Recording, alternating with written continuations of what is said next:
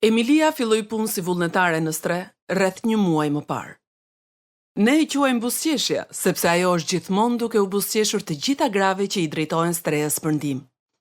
Është vetëm 18 vjeçe, por ka një fuqi ngjitse pas asaj buzëqeshje. Emilia vjen të ndihmojë në Stre pas mësimit. Mund të them se për të, kjo nuk është thjesht një punë vullnetare e zakonshme. Një natë, ndërsa paketonim çokolladat e pyeta: "Buzëqeshje, pse je këtu?" Mendoj se vi këtu nga që shoh nënën time. Nëna jote vjen këtu në Stre? Në një farë mënyre po. Nuk ua tregoj të gjithëve këtë, por nëna ime e vërtet më braktisi. Ajo më la në jetimore kur isha 6 vjeçe. Ajo më veshi bukur. Mi kapi flokët me fjongon ngjyrë roz, edhe pastaj shkuam në rajonin e policisë. O Zot, nuk e kuptoja se çfarë po ndodhte. Rria ulur në karrige ndërsa nëna fliste me një polic, diku në qosha. Nga zëri dukeshin të zemëruar. Mendova se mos kisha bërë ndonjë gabim dhe nëna donte që të më arrestonin. Mendoj se është diçka normale për një fëmijë që të fajsoj veten për diçka. Po, pastaj mamaja ime u kthye dhe më tha se do të më çonin në një vend të sigurt. Ajo dëshironte që unë të kisha një jetë më të mirë, dhe të isha e lumtur, edhe të kisha dikë që të më donte. Kujtimi i fundit që mbaj mend nga mamaja ime ishin lotët e saj. Si edhe fjalët, më fal, që i thoshte pa pushim. Polici më largoi prej andej. Mu duk si kur isha në një ëndër të keqja. Vetëm disa ditë më vonë e kuptova se çfarë kishte ndodhur kur isha në jetimore. Duhet këtë qenë e tmerrshme. Pas ke qenë shumë e vogël. Dhe përsëri arrin të kujtosh të gjitha këto detaje? Po, ishte e tmerrshme. Por isha me fat. Më mori në kujdestari një grua vërtet shumë e ëmbël, që më sillte ëmbëlsira dhe më përqafonte kur isha duke qarë. Edhe ajo nuk më detyroi të bëja asgjë. Madje, ajo mbajti edhe një nga fjongot e mia roz dhe ma vuri në album, që unë të kisha një pjesë nga e kaluara ime. Në fakt, me kalimin e viteve, ajo e mbushi albumin me shumë fotografi. Madje kjo zonjë më adoptoi, por ajo derisa u rrita, nuk më tregoi çdo gjë për nënën time. Nuk më tregoi se ajo më braktisi për të qenë e lirë, që të shiste trupin për seks. Askush nuk dëshiron të mendojë nënën e tij duke shitur trupin. Po, e kuptoj. Por nëna jote kujdestare, dëgjoj, duhet të them nëna jote e re, apo mos ndoshta duhet të them nëna jote adoptuese. Nuk ka problem. Unë e mendoj veten me 2 nëna. Nëna që më ka lindur dhe nëna ime adoptuese. Pra, nëna jote adoptuese vërtet të tregoi gjithë historinë e nënës tënde të vërtet? Po. Kur isha 14 vjeçe, nëna ime adoptuese më tha: "Emily, në polici më thanë se mamaja jote punonte në rrugë dhe ishte e droguar, dhe se ajo nuk e meritonte të mbante ty. A mund ta besosh dot?" Këto ishin saktësisht fjalët që mamaja ime tha. Dhe si u ndjeve ti për këtë? Po në fillim u zemrova. Mendova se po tregohesha shumë egoiste. Nga filmat që kisha parë, kisha krijuar imazhin e grave të tilla. Kupton, besoj. Aktoria bjonde del me një djalë dhe shkon në festa gjithë natën, sepse i pëlqen shumë kjo gjë. Mendoja se ajo po bënte një jetë shumë të bukur. Kjo ishte nëna ime. Çfarë bëri? Më braktisi që të kishte mundësi të dilte me ndonjë djalë dhe të kënaqej. Isha e lënduar. Isha kaq e zemëruar. Mendoja se nuk më donte, sepse po të më donte, do të më mbante. Ose ndoshta, po t'isha vajzë më e mirë dhe më e bukur, ajo do të më kishte mbajtur. Por pastaj kisha shumë pyetje. Çfarë do të kishte ndodhur po të më mbante? A do t'isha më e lumtur? A do të më detyronte të kthehesha në shtëpi në orën 9 çdo natë? A do të më detyronte të bëja detyrat e shtëpisë? A do të detyronte që të haje perimet? Po, edhe kjo. Duket si marrëzi, por këto janë gjëra që më vinin në mend kur isha fëmijë dhe kur mendoja se mund të kisha pasur një jetë krejt ndryshe. Kaq shumë pyetje pa përgjigje, ha? E vërtet. Nuk e dija ku ishte nëna ime e vërtet.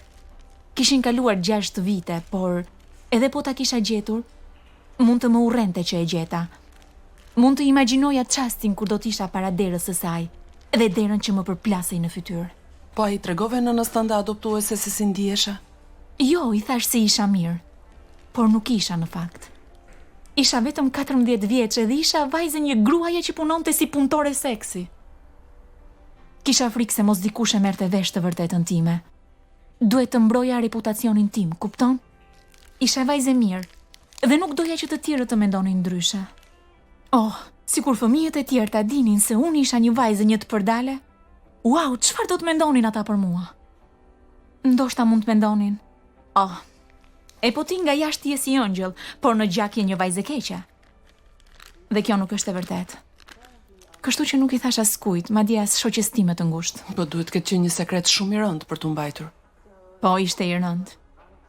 Filloi të më ndikonte edhe tek detyrat e shkollës dhe po merrja nota shumë të ulta në provime. Prandaj edhe një nga mësueset e mia e vuri re se diçka nuk shkonte. Ajo më mori më një pas mësimit dhe më pyeti se çfarë problemi kisha. Diçka u thye brenda meje. Nuk mund ta mbaja më këtë sekret. Isha i zemëruar dhe e lënduar. Dhe kur mësuesja më pyeti, unë shpërtheva dhe i tregova kush isha në të vërtetë. Dhe si reagoi ajo? Ajo u tregua e mirë, më dëgjoi. Dhe unë u ndjeva mirë, sepse arrita t'i thoja dikujt tjetër, me zët lartë, ja çfarë bën mamaja ime. Kjo gjë më bëri të gjeja kurajon dhe të bisedoja me nënën time adoptuese. Për atë që unë isha i friksuar. Nuk doja që ajo të mendonte se unë e urreja, apo se doja të kthehesha tek mamaja ime e vërtet. Sepse vërtet unë e doja shumë maman që më adoptoi. Por nuk kishte pse të shqetësohesha. Edhe ajo ishte një dëgjuese shumë e mirë. Megjithatë, ajo duhet ta ketë vënë re se sa shumë të shqetësonte kjo gjë. Po, e kishte vënë re. Por vazhdonte të më dëgjonte, edhe unë e pyeta. Si duhet të ndihem për punën që bën mamaja ime? A duhet të jem e mërzitur? A duhet të jem e friksuar, e shqetësuar, apo e prekur? Si duhet të jem? Dhe pasi të dëgjoj, ajo ta dha përgjigjen për disa nga pyetjet që ti kishe, apo jo? Po, më përgjigj.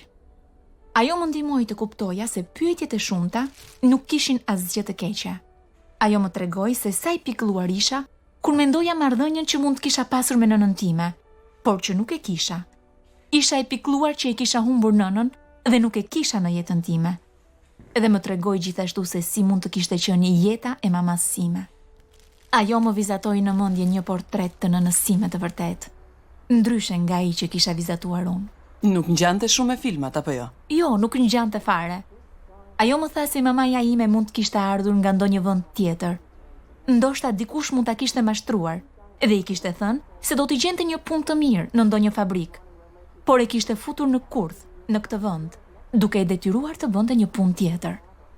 Ose ndoshta nuk ishte e përdalë në fillim, por pas disa kohësh kishte nevojë të ngutshme për para, dhe pak nga pak filloi ta bënte këtë gjë, duke menduar se nuk ishte në gjendje të bënte asgjë tjetër. Nuk ndodh kështu nëpër filma, apo jo? Jo. Dhe di, kam parë gratë që vinë këtu në stre. Shoh shenjat në fytyrat e tyre dhe të prerat në krah. Nuk i sheh këto gjëra nëpër filma. Dhe Klara, e di se këto gra kanë vuajtur kaq shumë. Kanë kaluar gjëra që unë as që nuk mund t'i imagjinoj dhe as nuk dua t'i imagjinoj. Nëna ime adoptuese nuk dinte shumë gjëra për këtë lloj jete, por nxorri nga albumi Fjongon time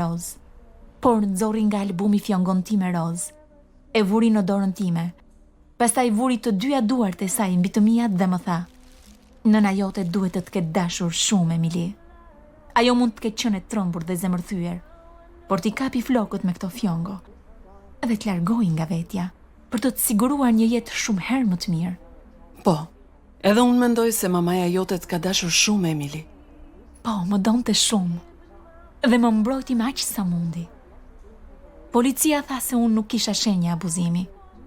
Tani mund ta kuptoj se sa në rrezik ishte jeta ime. Duhet të ketë qenë pothuajse e pamundur për të që të më mbronte në rrugë. Por ajo u përpoq dhe më pas, kur e ndiu se nuk mund të më mbronte më, dhe duke e ditur se mund të mos më shihte kurrë më. Nuk mund ta imagjinoj këtë. Të braktisësh fëmijën pa e ditur se çfarë mund t'i ndodh? Jo, ajo nuk kishte kontroll mbi këtë. Para se ajo të firmoste heqjen e të drejtave si nën, unë isha larguar prej andej. Po mirë, a ke mundur ta gjesh? Jo, jam përpjekur, por nuk e kam gjetur. Shpresoj të jetë ende gjallë. Dhe shpresoj të ketë një jetë më të mirë.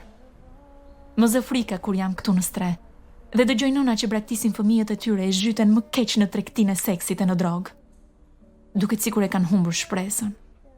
Vërtet shpresoj që kjo gjë të mos i ketë ndodhur në nësime, sepse... Duket që nuk je më e zemëruar me nënën që të lindi. Po, ke të drejtë. Por ka qenë një luftë e gjatë për mua. Në fillim nuk ishte e lehtë që të gjeja dashurim për të. Por mësova të respektoj faktin që ajo bëri atë që ndjeu si detyrë të bënte. Tani kjo më bën të mësoj më shumë në shkollë. Dua që nëna ime të jetë krenare për mua. Që nëse e gjej ndonjëherë, ti tregoj të gjitha gjërat që kam bërë, vetëm sepse ajo më dha mundësinë t'i bëja. Më dha mundësinë të jetoja. Prandaj edhe punon si vullnetare në qendrën tonë, apo jo? Po. Shikoj gratë këtu dhe më duket sikur shoh nënën time. Apo ndoshta motrën e dikujt, apo vajzën e dikujt. Edhe dua që ato të dinë se janë të dashura dhe shumë të vlefshme. Zoti i ka bërë të gjitha të mrekullueshme, pavarësisht se çfarë u ka bërë bota. Diamanti është përsëri diamant, edhe nëse është i fshehur thellë në pirgje dhe eu. Dhe mamaja jote mbetet mamaja jote edhe pse të ka braktisur. Po, dhe e di çfarë? Edhe si kur të më kishte abuzuar, ajo më lindi dhe të paktën për këtë e meriton respektin tim. Dhe Perëndia përsëri e do, e vlerëson dhe e respekton atë. Në sytë e Perëndis unë nuk jam më e mirë se mamaja ime, vetëm se nuk kam shitur trupin.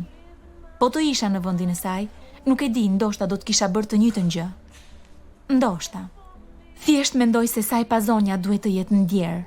Dhe vërtet të gjitha nënat ndihen të pazonjat ndonjëherë.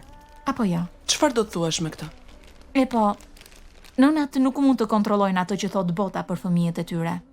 As nënat më të pasura nuk mund ta bëjnë këtë gjë. Nënat mund t'i duan fëmijët e tyre. Tu japin çdo gjë që munden dhe mund të luten për më të mirën për ta. Kjo është ajo që mund të bëjnë nënat. Këtë bëri edhe mamaja ime, sipas mënyrës së saj. Ajo bëri atë që mendoi se ishte më e mira. Pjesa tjetër i takon Perëndis, që u kujdes për mua, kur ajo nuk mundi të kujdesej. Pra, që nëna ime të jetë e lumtur dhe krenare, unë duhet të përpiqem të bëj zgjedhje të mira. E po, kisha të drejtë. Për çfarë? Që të quajta buzëqeshje. Ti buzëqesh si jashtë, ashtu edhe brenda teje përmes zemrës tënde, duke u dhënë shpresë të gjithë njerëzve të lënduar. So you're my God of love. Oh yeah.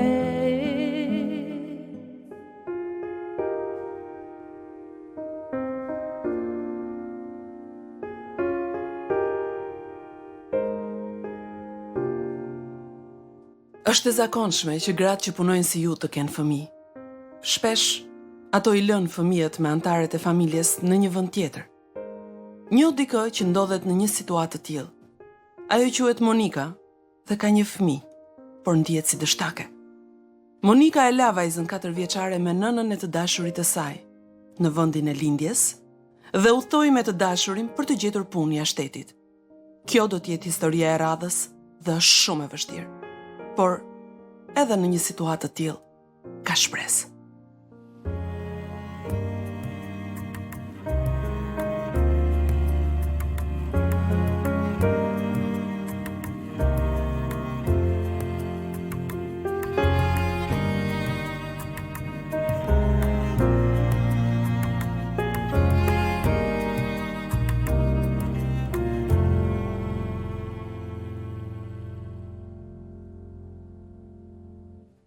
Ky program është prodhuar nga Thesaret të Fshehura, një projekt i Transworld Radio, shpresë për ty. Të gjitha këto episode janë menduar për përdorim personal dhe privat të dëgjuesit. Episodet Thesaret të Fshehura nuk mund të kopjohen ose të rishpërndahen në ndonjë mënyrë tjetër pa një leje të shkruar. Për të marrë leje për ta përdorur këtë program për organizatën tuaj, ju lutem na shkruani në hiddentreasures@twr.org. Edhe njëherë kontakti i emailit është hiddentreasures@twr.org. Faleminderit.